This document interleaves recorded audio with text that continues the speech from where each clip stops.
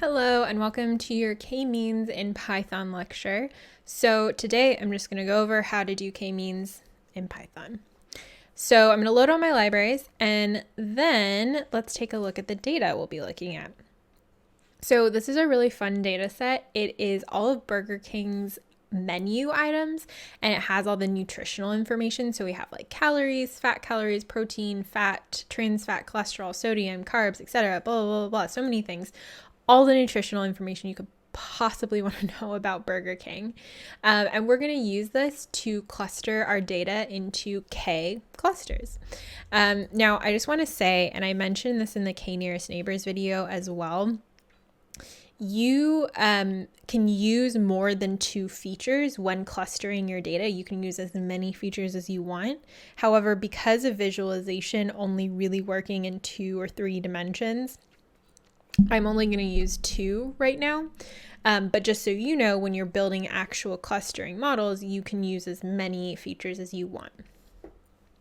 So the 2 that I'm going to use, features,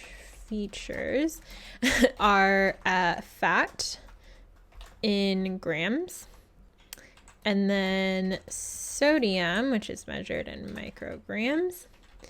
And I'm going to create my data set X is just going to be the features I'm going to cluster on. And I'm going to say data, or no, what do I call it? BK bracket features. Now, before I do anything, I want to z-score both of my variables.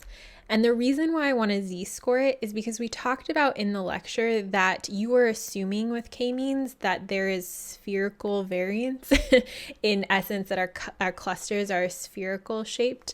So if one of our features has way higher variance or like a lot more spread than the other, that can often be problematic. So we're z-scoring to make sure everything's on relatively the same scale. So I'm going to create my z-scoring object with z, not z dot, z equals standard scalar. And then I'm going to use the fit transform option, which does both the fit and the transform part at the same time. And just because I want to keep this as a data frame, I'm going to say x features equals z dot fit. Oh, and I already said fit transform X. So this is going to keep our data frame, but just replace the columns with their z-scored versions. So let's just make sure that works first. Nope, didn't like that. Fit transform. There we go. Okay, so now that that works, let's go ahead and see what everything looks like. So I'm going to use ggplot to plot some stuff. So I'm going to say X, I'm going to say AES, fat grams, and then Y will be sodium in micrograms, milligrams, micrograms, I think. I'm going to do a scatter plot, so I'm going to use G on point and run. Okay, so you can see what our data points look like. You can see that maybe there's some relationship here, maybe there's some clusters here, but we're going to find out by using the K-means clustering algorithm. So the way that we do that is we create our algorithm, and I'm going to call it KM, and I'm going to say K-means, and you have to give it an argument for K, which is N clusters. And let's do 2 for now. Maybe we'll end up with something that's like healthy and something that's unhealthy. So we're going to use km.fitx, and basically that's it. We don't really have labels to check. So once we fit our model, that's our model. But we do want to see what our model is predicting. So we can pull the cluster membership from the K-means model that we just fit. And the way that you do that, membership equals, we say our model dot predict X. So this is saying what class did you put each of our data points in. And then I am going to just really quickly add that to our data frame, and you'll see why in a second. Okay, so I'm going to use ggplot, and actually here, you know what? I'm not going to reinvent the wheel here. So I'm going to copy my code here, but I'm going to color my data points by their group membership so we can see where the clusters fall in this graph. So color equals membership. That needs to go in parentheses and run. Cool. So we can see what K-means did here. You can see that it made two clusters. Basically, the cutoff is right here. And we do have one cluster that's sort of probably a little more unhealthy. It has a lot more fat than average and a lot more sodium than average. And then we have this maybe, I mean, it's all still Burger King, but we have maybe a slightly healthier cluster here that tends to have average or below average sodium and fat. So, you know, if you're watching those two macronutrients, then maybe these are slightly healthier options for you. Although an even better option would be not to eat Burger King. But you can see what it did here. And I just want to show you what you can do when you have more than two clusters. So let's say we want 3 clusters. So let's see what it does here. Cool. So now we got 3 clusters. So you can see we still have that actual that healthy-ish cluster. We have this big cluster, which used to be 1 cluster, has actually been split into 2 when we had our K-means, or when we had our K equal to 3. So now we have this like middle of the road cluster, which is probably things that are like a little above average, but like not that bad. And then we have this cluster that's like the very unhealthy stuff that has like a lot more fat than normal and a lot more sodium than normal. So basically these are things that maybe should be a treat.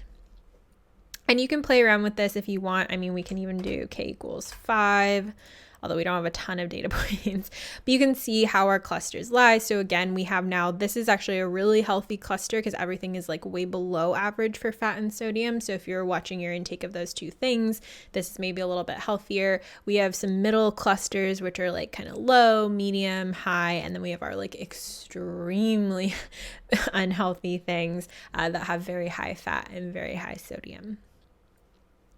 So we talked about how it's kind of hard to evaluate a unsupervised machine learning model because there's no correct label. So how are you supposed to evaluate how the model did? Well, the way we do that is with a silhouette score, and luckily sklearn has this built in.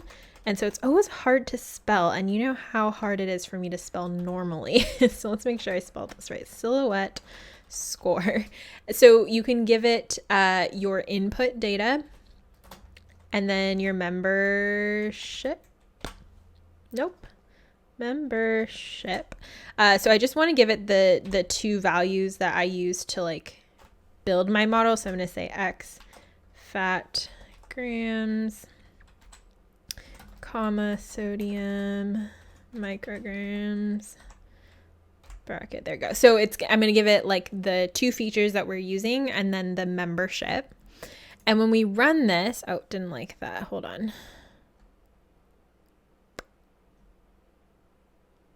Okay, give me 1 second. Okay, I'm back. Sorry, I just forgot an extra set of parentheses. So there we go. Okay, so I'm giving it the features and then I'm giving it the membership, and it's going to calculate the silhouette scores for me.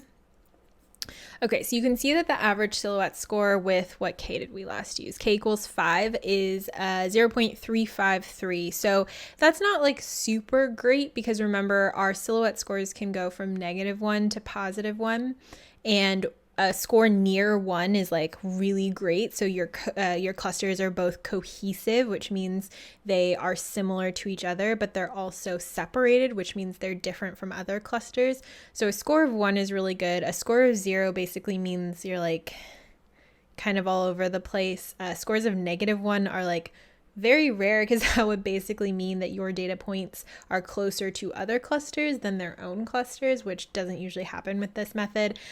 So a silhouette score, average silhouette score of 0.353 is like okay, but you can kind of see that our clusters do sort of bump up next to each other. So there isn't a ton of separation, like a little bit, but there's not a ton, which might be the reason why we have a slightly lower silhouette score. But that's how you would evaluate this kind of model. And it's sort of like a more of an art than a science, because obviously with clustering there is no right answer. So it's up to interpretation, and you have to interpret your clusters within the context of what your data is trying to communicate. So take it with a grain of salt, but the silhouette score does suggest that maybe our clusters aren't like as cohesive and separable as we maybe would like them to be. Okay, let's do another example. And now let's do an example with a bunch of different features. Because remember, I told you, you can use a ton of features with K-means. The only reason I used 2 up here is because I wanted to show you visually what was happening. But now I'm not going to show you visually what's happening, and I'm just going to use the K-means clustering with a bunch of different variables. So let's set our features equal to, let's just copy and paste them, because honestly, takes a long time to type. There we go.